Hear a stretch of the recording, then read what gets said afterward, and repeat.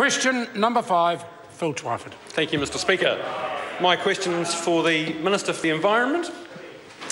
Is he, like the Prime Minister, relaxed about the effect of dropping major RMA reforms on new housing supply? And does he agree with the Prime Minister that there are, and I quote, mixed views about how much his reforms would have addressed Auckland's housing shortage? Honourable Dr Nick Smith. Mr Speaker, I've checked, and the Prime Minister's comments was specifically in respect of the changes to sections 6 and 7, of which there are mixed views. The Prime Minister equally made the point, and I quote him directly, the procedural changes are very important, unquote. For instance, the Housing Accords and Special Housing Areas Act, which bypassed the more clumsy procedural parts of the RMA, has freed up land supply for 43,000 homes in Auckland. This law expires in September next year, and our RMA reforms need to ensure ongoing land supply and residential development. Supplementary question, Phil Twyford. When the Prime Minister said yesterday that there are mixed views about how his RMA reforms would have addressed the Auckland housing shortage, was this because Nick Smith says that the RMA is to blame for the rising cost of housing and hardly anyone else agrees? Honourable Dr Nick Smith. Mr Speaker, every member of this House knows that the Resource Management Act is the primary law that governs the creation of sections.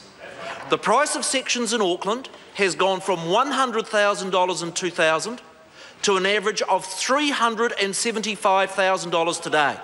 If we are serious about improving house prices, we have to focus on section prices, and the RMA is critical to resolving that issue. Supplementary question, Phil Twyford. Which quote best describes his RMA announcement in January? An attempt to manipulate public sentiment with unsubstantiated claims, rhetoric and at times misleading analysis. That was the listener.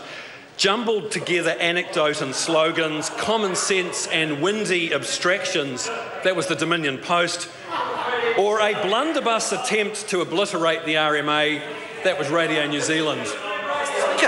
Honourable Dr. Mr Speaker, I could cite hundreds of sources that receive this government's RMA reforms very positively, and I actually even note Labor's, or name one, Labor's environment spokesperson says that RMA changes are important. So even Labor accepts that if we are serious about addressing housing affordability, RMA reform is an important part of the package.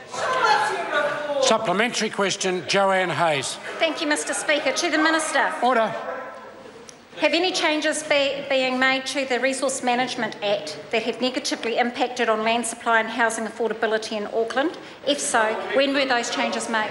Mr Speaker. Honourable Dr Nick Smith. Mr Speaker, at the heart of the Auckland housing issue is land supply and the rigid boundary imposed by the former Auckland Regional Council's Metropolitan Urban Limit. That has seen section prices in Auckland go up by 300%. Now, district and city councils only had to have regard for the metropolitan limit under the original RMA, but changes made in 2004 meant regional councils' plans trumped local council rules. This change turned the MUL into a straitjacket, saw section availability drop dramatically, and undeveloped land prices inside the MUL increases in some cases by 100-fold. Supplementary question, Phil Twyford.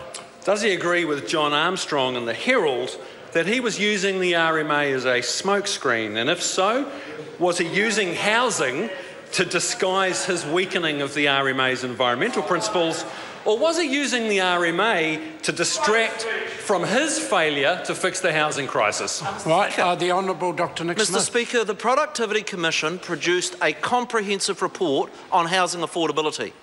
It said at the core of what this Parliament must address, if it's serious about making houses more affordable, is those planning rules within the RMA. And I simply say to the member opposite, sections can only be developed through the RMA. Section prices is at the core of this issue, and if we're serious about addressing that, reform of the RMA is critical.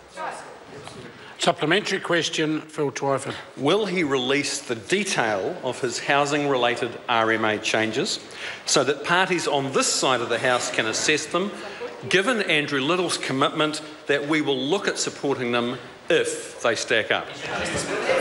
Honourable Dr Nick Smith. Mr Speaker, all in good time. The government is going to consult with its support parties, the Maori Party, the ACT Party and the United Future Party. When we have a bill in good shape, we'll introduce it to the House and we would welcome the support of members opposite.